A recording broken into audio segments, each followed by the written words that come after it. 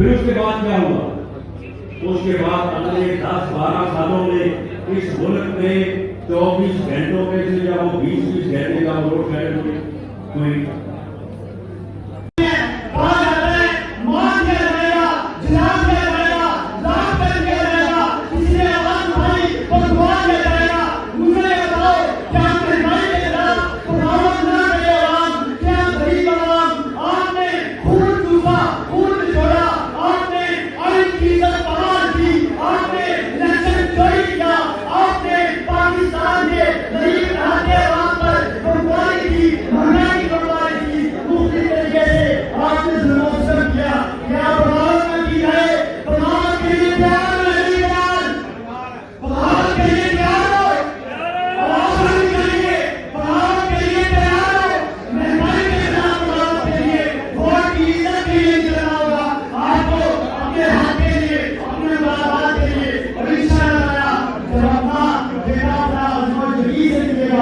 जहां से जाएंगे वहीं से